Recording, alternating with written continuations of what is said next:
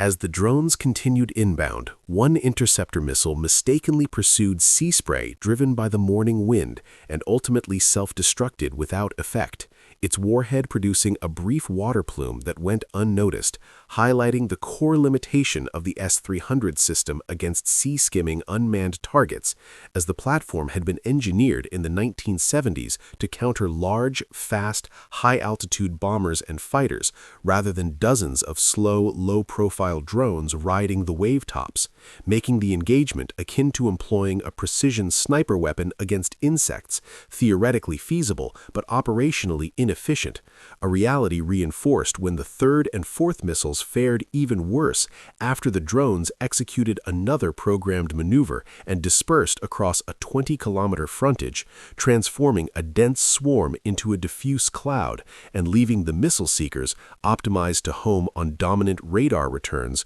without viable targets, resulting in 4 interceptors expended for a single confirmed kill at an estimated cost of $6 million, a cost-exchange ratio that favored Ukraine decisively, while the surviving drones penetrated inside 30 kilometers of the coast and effectively passed beyond the practical engagement geometry of the battery, forcing Russian command at 0645 to report 22 tracks continuing toward the terminal and shifting reliance to electronic warfare as the final defensive layer, which activated at 0650 when the Pole 21 system began corrupting satellite navigation by flooding GPS and GLONS frequencies with precisely timed false signals from dozens of low-power transmitters dispersed across the Tuapse industrial zone, causing drone receivers to display strong satellite lock yet generate nonsensical position data, triggering onboard safeguards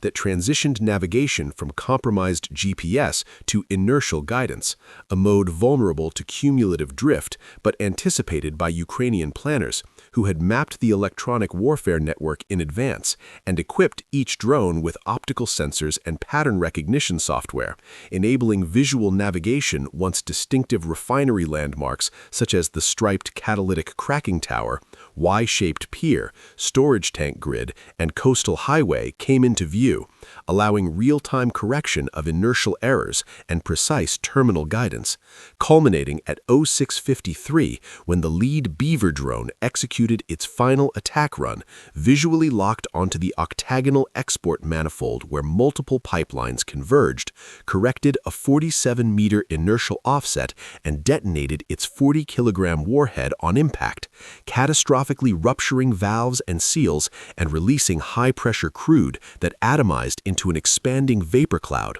followed seconds later by additional strikes that penetrated a tanker's pump room, severed loading arms at the pier, spilled hundreds of cubic meters of oil into the harbor, and systematically destroyed storage tanks, pipelines, infrastructure, and administrative facilities until by 0655 the Tuapse oil terminal had been rendered inoperable, its black smoke column visible at extreme range, and a facility responsible for approximately 8% of Russia's seaborne crude exports effectively removed from the logistics network. At 0630 local time, a formation of Ukrainian Beaver unmanned surface drones transited the central Black Sea on a heading toward Russia's Tuapse oil terminal, including its deep-water piers and moored tankers. And while the operation had remained uneventful up to that point, conditions shifted rapidly when 2 Russian Su-30 fighters conducting a routine combat air patrol on a pre-planned racetrack pattern detected anomalous contacts on radar, prompting the flight lead to roll into a hard bank and initiate an intercept from approximately 120 miles out, a window that left roughly 12 minutes before the low-flying drones could descend into surface clutter and effectively disappear, as both fighters pushed throttles forward without engaging afterburners to conserve fuel, descended from altitude, and at 90 miles activated their radars from standby to active mode, expanding scan volume from 70 to 120 degrees to maximize coverage at the expense of resolution, only to confront the limits of Doppler-based detection, as the slow-moving drones produced radar returns comparable to ocean wave motion and were masked by sea clutter filtering designed to suppress false contacts, a situation compounded by an intercept geometry optimized for high-speed, high-altitude threats,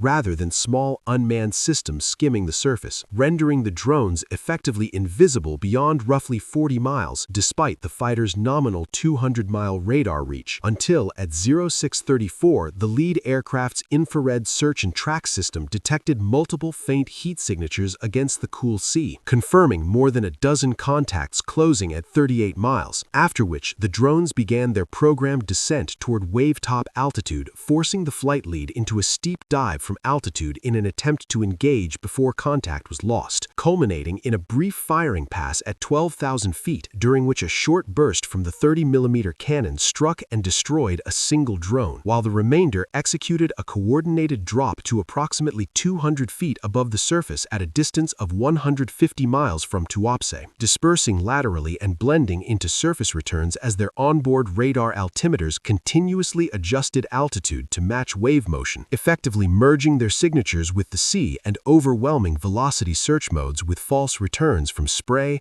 wave crests, and even seabirds, leaving the fighters with insufficient fuel for repeated low-altitude passes and prompting ground control at 0637 to terminate the intercept and recall the aircraft, resulting in only one confirmed kill as 23 drones continued inbound undetected, after which responsibility transitioned inland to an S-300 air defense battery whose 64 N6E Big Bird surveillance radar shifted from rotational search to focused sector scan, concentrating its high-power output toward the threat axis. Yet despite its ability to detect large aircraft at extended ranges, the system struggled to maintain consistent tracks on small, low-altitude targets with minimal radar cross-sections that repeatedly dipped below the radar horizon due to Earth curvature, providing only a narrow 3-minute engagement window, forcing the battery commander to weigh the cost of expending multi-million-dollar interceptor missiles against inexpensive drones before authorizing engagement at 0642 with 4 vertically launched 48 N6E2 missiles fired in rapid succession on lofted trajectories designed to attack from above and reduce surface clutter, a tactic that yielded one confirmed interception when a missile's proximity fuse detonated near a drone that briefly climbed to clear a maritime obstacle, while the remaining targets maintained strict altitude discipline and remained concealed within sea returns, underscoring the asymmetric challenge posed by low-cost, low-signature unmanned systems against legacy air and missile defense architectures.